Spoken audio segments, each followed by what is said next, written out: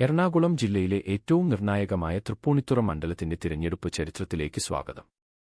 മണ്ഡലത്തിലെ മതപരമായ ഘടന പരിശോധിക്കുമ്പോൾ 64% ഹിന്ദുക്കളും 25% ക്രിസ്ത്യാനികളും 11% മുസ്ലിങ്ങളുമാണ് ഇവിടെയുള്ളത്. 2011 നിയമസഭാ തിരഞ്ഞെടുപ്പിൽ UDF സ്ഥാനാർത്ഥി കെ. ബാബു 15,000-ലധികം വോട്ടുകളുടെ വലിയ ഭൂരിപക്ഷത്തിൽ വിജയം സ്വന്തമാക്കി. എന്നാൽ 2016 ഈ കോട്ട തകർന്നു. CPM-ന്റെ എം. സ്വരാജ് അട്ടിമറി വിജയം നേടി മണ്ഡലം പിടിച്ചെടുത്തു. 2019 ലോക്സഭാ തിരഞ്ഞെടുപ്പിൽ ഹൈബി ഈഡനിലൂടെ UDF ഈ മണ്ഡലത്തിൽ വലിയ മുന്നേറ്റം നടത്തി. എന്നാൽ 2021 നിയമസഭാ തിരഞ്ഞെടുപ്പ് ചരിത്രത്തിലെ ഏറ്റവും വലിയ പോരാട്ടമായി മാറി. വെറും 992 വോട്ടുകളുടെ നേരിയ ഭൂരിപക്ഷത്തിലാണ് കെ. ബാബു മണ്ഡലം തിരിച്ചുപിടിച്ചത്. ഏറ്റവും ഒടുവിൽ 2024 ലോക്സഭാ തിരഞ്ഞെടുപ്പിലും വലിയ ഭൂരിപക്ഷത്തോടെ UDF തന്നെയാണ് മുന്നിൽ എത്തിയത്.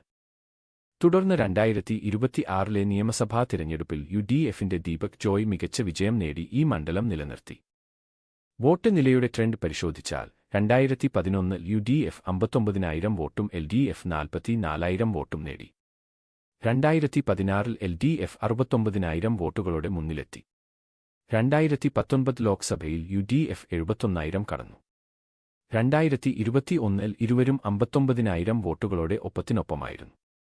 2024 UDF 70,000 വോട്ട് നേടി കുതിച്ചു. എന്നാൽ 2026 ഇരുമുന്നണികളും 51,000-ന് മുകളിൽ വോട്ട് നേടി ശക്തമായ പോരാട്ടം കാഴ്ചവച്ചു. വോട്ട് ശതമാനം വിലയിരുത്തുമ്പോൾ 2011 53%-ൽ നിന്നും UDF 2026 എത്തുമ്പോൾ മാറ്റങ്ങൾ നേരിടുന്നുണ്ട്.